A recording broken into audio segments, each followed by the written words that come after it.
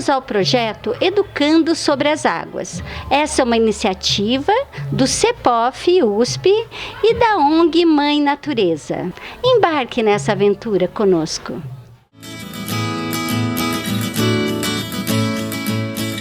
Este ônibus é um laboratório itinerante com o tema água. O ônibus percorre várias cidades do estado de São Paulo e nós vamos falar um pouquinho sobre cada um dos painéis dessa nossa unidade. A água é formada basicamente por dois tipos de átomo, o hidrogênio e o oxigênio. Quando esses átomos estão dispersos no ar, eles estão soltos assim dessa forma. Mas quando se juntam, eles formam a água como a conhecemos.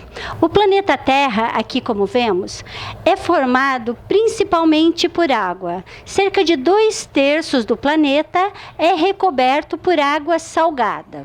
Aqui neste painel, nós vemos a proporção de água salgada e de água doce que existe no planeta. Nós temos cerca de 97,3% de água salgada e apenas 2,7% de água doce, sendo que desta, apenas 1% está disponível para o consumo. Aqui nós vemos os animais e plantas aquáticos, essenciais para a sobrevivência desse ecossistema. Em seguida, nós temos o painel que traz a diferença entre as células. Células de algas, células animais e célula vegetal. Mas o que são as células? As células são os tijolinhos que formam cada parte do nosso corpo. Aqui nós vemos a célula da alga, a célula animal e também a célula vegetal. Essas células contêm o DNA, que é uma sequência de códigos responsável pelas características e pelo funcionamento de todos os seres vivos. Dependendo onde que esse DNA está ligado, ele executa diferentes funções no organismo. E nós percebemos aqui que na célula da alga, o DNA está disperso pelo citoplasma. Já na célula animal e na célula vegetal, o DNA está contido dentro do núcleo. Só que a célula vegetal contém o cloroplasto, e estes cloroplastos são responsáveis pela fotossíntese e produção de oxigênio, que é essencial para a sobrevivência de todos os seres vivos. E já que nós não conseguimos sobreviver sem oxigênio, é muito importante a preservação das plantas e também a preservação das águas, porque sem água não existem as plantas.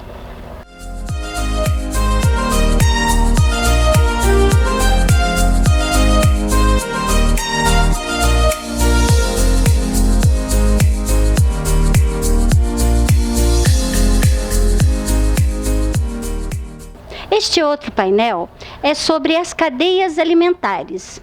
Quem se alimenta de quem dentro da água? Então aqui, por exemplo, nós temos uma cadeia curta, onde o caranguejo se alimenta do molusco, que se alimenta da planta, que nós chamamos de macrófita. Já nessa segunda sequência, um peixe maior se alimenta de um peixe menor, que se alimenta de um camarão e este das plantas. Nessa terceira cadeia um pouco mais ampla, a garça alimenta-se do peixe menor, que alimenta-se do zooplâncton, que são bastante minúsculos, e estes, por sua vez, alimentam-se das algas.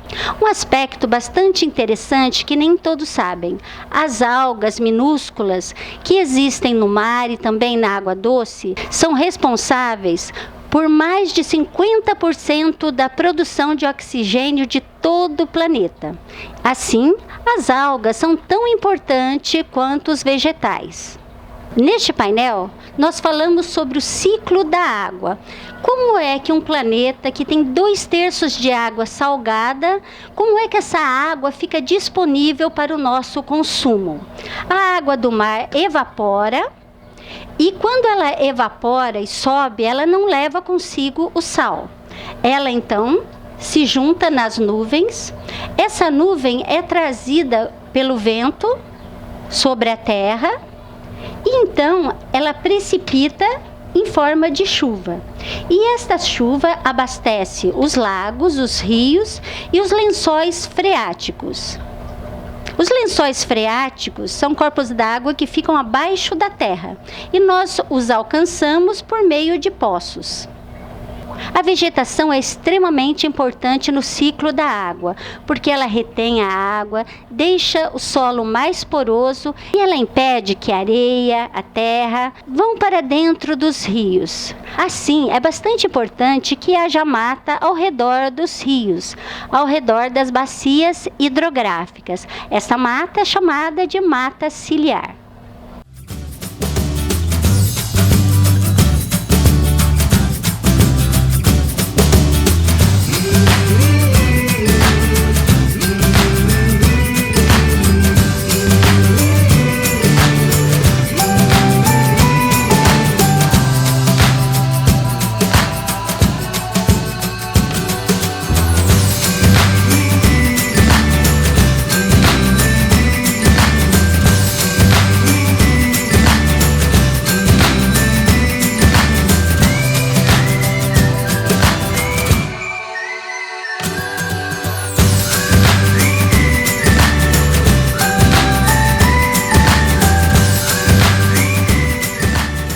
Uma outra importante função da água, dos recursos hídricos, é a produção de energia elétrica por meio da usina hidrelétrica. E como ocorre essa produção de energia? A água cai do topo da usina com bastante força e gira uma roda, que é a nossa turbina. Essa energia vai para um gerador que tem todo um sistema de ímãs que produz um campo eletromagnético, empurra todos esses elétrons que são dirigidos aos fios de eletricidade e são conduzidos até as nossas casas. E aqui nós temos a reação físico-química que chamamos de eletrólise, que consiste na separação das moléculas de água. Separando-se o oxigênio do nitrogênio a partir de compostos químicos e de algumas placas com eletrodos, o oxigênio restante dispersa-se no ar, enquanto o hidrogênio é utilizado na produção de energia. Essa energia pode ser utilizada, por exemplo, para fazer carros andar. Hoje em dia nós já temos carros funcionando, andando, utilizando água como combustível. Ainda está em fase de teste, mas com bastante sucesso. E aqui nós temos as etapas de tratamento de água.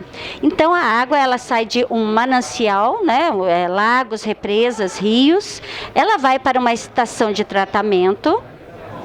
E na estação, ela passa por uma série de grades de agitação em diferentes velocidades e ela recebe inicialmente sulfato de alumínio mais cal.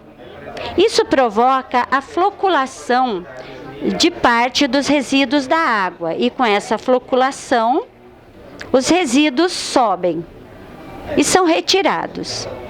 A água que sobra, ela vai para um outro tanque onde ela sofre decantação e os resíduos descem em direção ao fundo.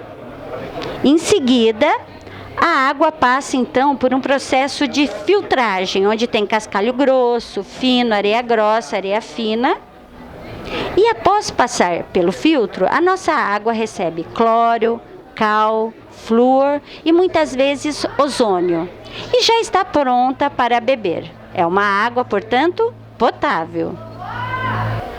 E aqui nós falamos sobre o mosquito da dengue e também sobre as doenças que são geradas quando nós somos picados por esse mosquito. Então, pode ser a dengue, a zika, a chikungunya, né? Então, é muito importante a gente ver ao redor de nascentes, ao redor de rios, lagos, se não tem águas paradas, águas sujas, porque o mosquito deposita nesses ambientes os seus ovos que viram larvas e o mosquito em si. É importante que junto às nossas casas, as datas ao redor, não tenhamos pneus que acumulem água, latas e garrafas, os pratinhos dos vasos das nossas plantas. As calhas costumam ser um problema recorrente porque são de difícil acesso, né? E quando entupidas, elas acumulam água. Também as caixas d'água precisam estar tampadas e mesmo o potinho dos nossos animais, dos nossos pets.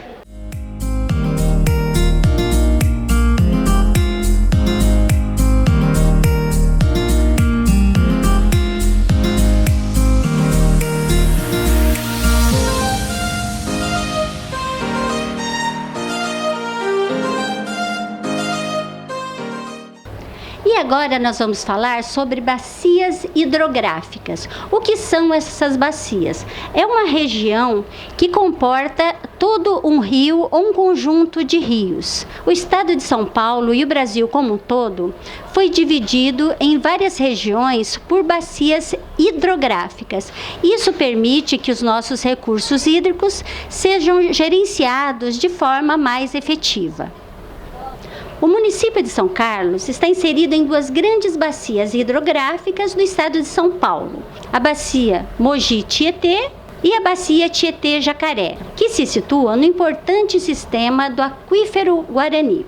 O município possui 686 nascentes, sendo que apenas 40% são protegidas por vegetação. E de onde nós captamos a água para o nosso consumo? Nós temos fontes para captação superficial e para captação subterrânea. A captação superficial ocorre no córrego Monjolinho e no Ribeirão do Feijão, enquanto que a captação subterrânea ocorre por meio de 28 poços profundos. Essa captação é feita pelo SAI, Serviço Autônomo de Água e Esgoto de São Carlos. Aqui esse mapa, ele mostra a disponibilidade e a utilização de água no nosso país. Aqui vemos que cerca de 8% da água do nosso país, ela é utilizada para uso doméstico. 22% para uso industrial e cerca de 70% para agricultura. Esse uso elevado dá-se principalmente no processo de irrigação, onde grande parte da água se evapora, e também para o consumo animal.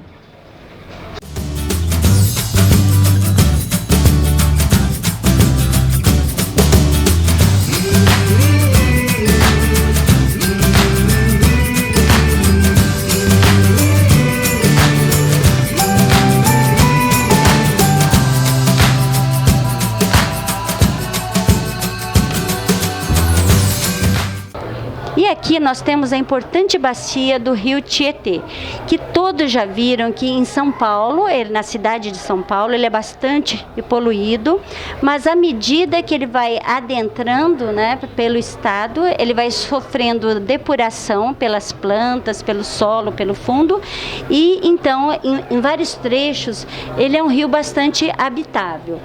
E quais os usos para essa bacia hidrográfica tão importante? Bom, nós temos os usos do solo, né, que são áreas destinadas às atividades urbanas, industrial, agropecuária. É utilizado para abastecimento público, né, para o consumo, e também em usinas de açúcar, álcool, engenhos, curtumes e indústrias alimentícias. E aqui nós vemos a qualidade da água ao longo do rio. Nós vemos que a qualidade varia bastante em função das cidades ao redor, se tem plantações. Onde nós temos plantações, florestas, a água é muito mais límpida do que onde temos cidade, onde temos indústrias. E esse é um rio que com certeza é o nosso rio paulista, que precisa ser bem preservado.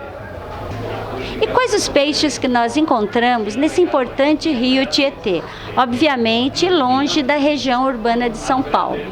Nós temos o pirarucu, o caxara, curimbatá, jurupoca, trairão, cachorra, tuvira, piranha, o oscar, piramboia, Mandiúva, Ferreirinha, Lambari e muitos outros. É realmente um rio bastante rico e esses peixes servem como fonte de alimentação para muitas comunidades ribeirinhas.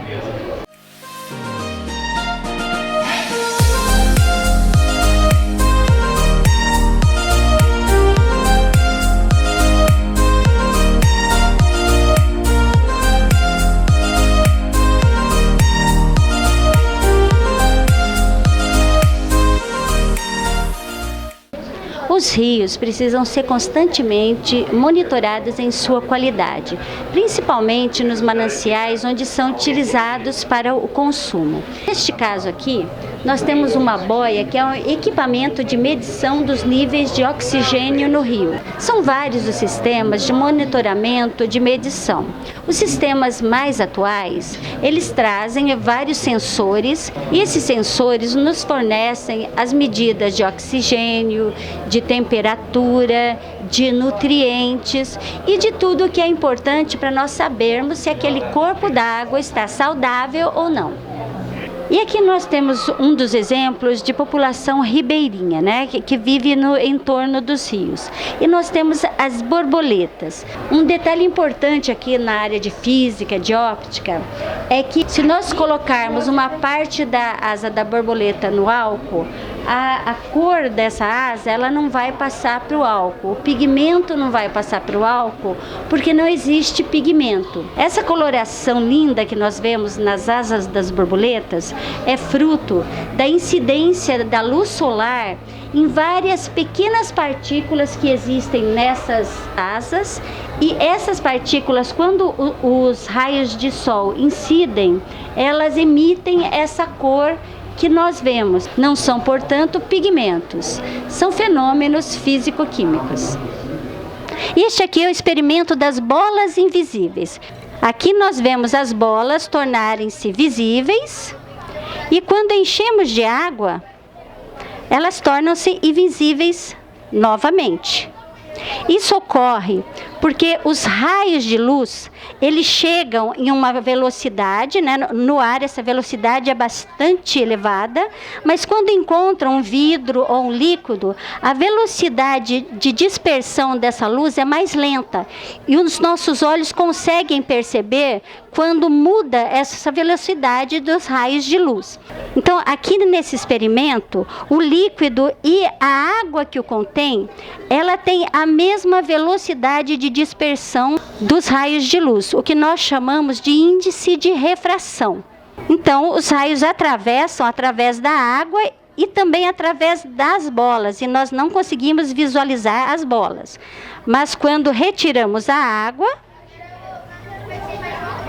nós temos novamente os raios de luz chegando até as bolas, o índice de refração fica menor e os nossos olhos conseguem perceber o contorno das bolas e seu interior. Nesse momento, nós não podemos deixar de falar da nossa homenageada nesse espaço, que é a professora Takako Matsumura Tundizi. A professora Takako é uma cientista brasileira reconhecida mundialmente por sua grande contribuição científica sobre a ecologia e preservação da água. A professora Takako forma uma importantíssima parceria com seu esposo, o pesquisador José Galizia Tundizi. Juntos, esse casal fundou em 1972 o curso de Ciências Biológicas na UFSCar e em 1976 eles fundaram a pós-graduação em Ecologia e Recursos Naturais, que foi o primeiro curso de ecologia do Brasil. Em conjunto, o casal publicou mais de 600 trabalhos científicos, 25 livros e formaram mais de 70 mestres e 80 doutores, além de 300 especialistas nas áreas de recursos hídricos. E temos a honra de estarmos aqui no nosso espaço de ecologia com a nossa homenageada professora Takako Matsumura Tundizi e com o Eduardo, seu filho. E nos próximos meses, professora, nós vamos estar rodando as escolas com esse ônibus e nós vamos convidá-la a dar algumas palestras em algumas escolas públicas sobre esse importante bastante tema da água, porque uma cientista como a senhora e a sua trajetória, o seu exemplo, precisa ser mostrado nas escolas públicas para que todos saibam, para que todos tenham orgulho, né, das cientistas que nós temos aqui, e a senhora de uma forma bastante especial.